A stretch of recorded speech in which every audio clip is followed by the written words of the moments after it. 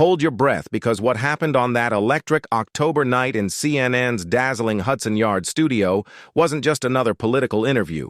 It was a heart-pounding, earth-shaking moment that rewrote the rules of television history. Imagine this: blazing studio lights, cameras rolling, and a routine segment that exploded into a cultural phenomenon nobody saw coming. This wasn't just a conversation.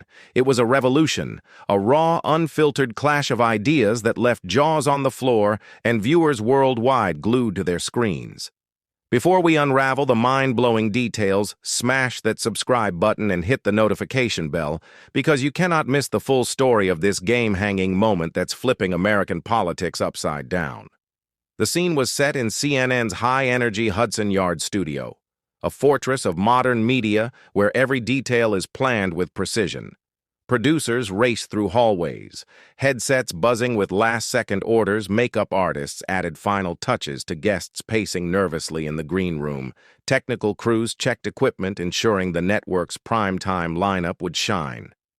It was a crisp October evening, and the schedule featured what seemed like a standard 15-minute segment with Congresswoman Jasmine Crockett, a bold voice in Washington known for her fearless ideas. The topic: her new Community Empowerment and Urban Renewal Act, a bill that had barely dented the news cycle, drowned out by the usual partisan shouting matches in Washington. But let's be real. This wasn't just any interview. This was Kaitlan Collins, CNN's unstoppable star at just 31, already a legend in journalism. Born in Alabama, sharpened at the University of Alabama, and forged in the fire of political reporting, Collins had soared from White House correspondent to anchoring her own primetime show, Collins Prime. Her reputation ironclad. She was the queen of razor-sharp questions, the master of staying cool under pressure. A journalist who could grill presidents and senators without blinking. Colleagues swore they couldn't guess her vote in any election. That's how fiercely she guarded her neutrality. That steely professionalism made her a trusted voice in a fractured nation. Across from her sat Congresswoman Jasmine Crockett, a powerhouse in her own right. From St. Louis, raised in a middle-class family, she fought her way through Rhodes College and earned a law degree from the University of Houston. Before politics, she was a fierce civil rights attorney in Texas, tackling voting rights, police misconduct, and criminal justice reform. Elected to Congress in a nail-biting race, Crockett didn't fit neatly into any political box. She blended fiery social justice passion with a practical streak that stunned even the most cynical observers. Her Community Empowerment and Urban Renewal Act was her boldest move, yet a plan to transform struggling neighborhoods by giving power to the people who lived there. Critics on both sides pounced. Progressives called it too cautious. Conservatives slammed it as government overreach. Insiders bet it would die in committee. Another casualty of Washington's gridlock. As cameras rolled and the red light on camera one flicked on, nobody could have predicted the firestorm about to erupt. The studio hummed with the usual pre-broadcast tension. Nothing seemed out of place. Collins adjusted her posture, her face calm and focused. "Welcome back to Collins Prime," she said, voice sharp and professional. I'm sitting with Congresswoman Jasmine Crockett to discuss her Community Empowerment and Urban Renewal Act, which has sparked heated debate in Washington. Congresswoman, your critics on the right say this bill creates more federal red tape, while progressives argue it leans too hard on private capital. How do you answer these clashing attacks? It was a classic Collins opener, tough, direct, designed to put her guest on the spot. Crockett, unfazed, leaned in slightly, eyes locked on Collins. The contradictions in those attacks actually show the strength of this approach. She began, voice steady and commanding. For too long, we've been stuck in a false choice, either heavy-handed government programs or pure market solutions. Both have failed our most vulnerable communities time and again. Collins didn't ease up, but isn't your plan just trying to please everyone and pleasing nobody? She pressed. Analysts say it has no real shot in today's Congress. It was the kind of question she was famous for, cutting through fluff to hit the core. Then something jaw-dropping happened. Crockett didn't dodge or deflect. She leaned in further and unleashed an explanation that stopped the studio in its tracks. "The political viability question misses the whole point," she said, voice pulsing with conviction. "When we talk urban renewal or community development, we're not just talking buildings or businesses. We're talking the daily reality of people's lives. Parents who want safe streets, entrepreneurs who can't get loans, seniors priced out of their homes. Like, comment, share, subscribe."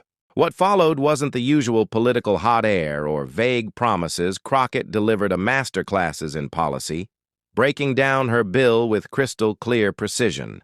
She cited pilot programs in Cleveland, Oakland, and Atlanta, rattling off numbers like she'd memorized them for this moment. In Cleveland's Glen Villeneuve neighborhood, she said this approach led to a 62% jump in locally owned businesses in 18 months, while commercial vacancy rates dropped 47%. More critically, 83% of residents felt more hopeful about their neighborhood's future compared to just 17% before the program. In the control room, producers swapped stunned looks.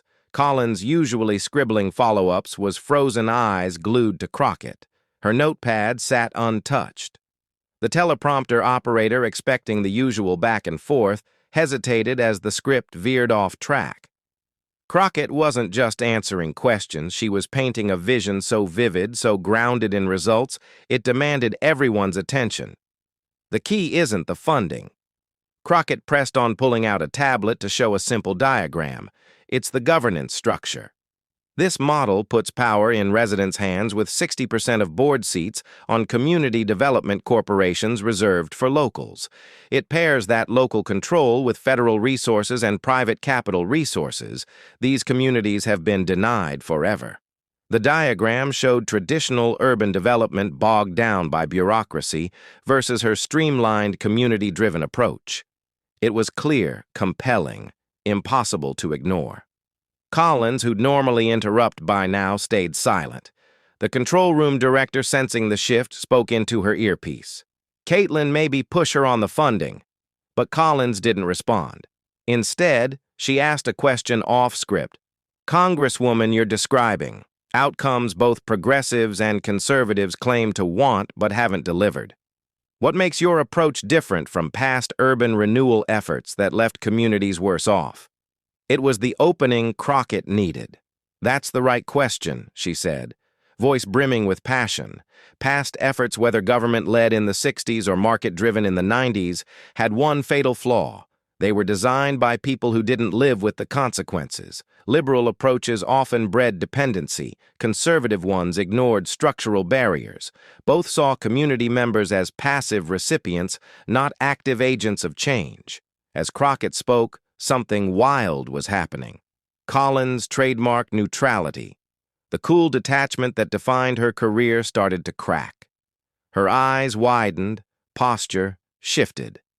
In the control room, the senior producer whispered, "Is she actually buying this?" Camera operators, usually focused on their shots, were listening intently. The usual chaos of a live broadcast stilled, as if everyone knew they were witnessing history. Crockett charged forward. "This legislation creates a whole new model." She said it provides federal resources and private capital, but ensures local accountability through community development corporations. To tackle gentrification, a real issue, it includes 30-year affordability guarantees for housing and commercial spaces. The community itself decides the balance between new development and preservation. By now, the studio was alive with a rare energy. Production assistants stood frozen, cue cards forgotten. The floor director stopped signaling. Even makeup artists, usually darting in during breaks, were glued to the scene. Collins, sensing the moment's weight, asked a question that cut to the core. "Your approach sounds great in theory, but with Washington's entrenched interests and ideological gridlock, how can something this bold succeed?" Crockett paused, thoughtful but unshaken. "That's the paradox of our politics," she said. "Solutions that could actually help are often called impossible, while viable options fail to fix root causes. But here's what gives me hope. When you talk to Americans not as Democrats or Republicans, but as parents, entrepreneurs or seniors, there's huge consensus on what they need: safe neighborhoods, economic opportunity, a real voice in their future.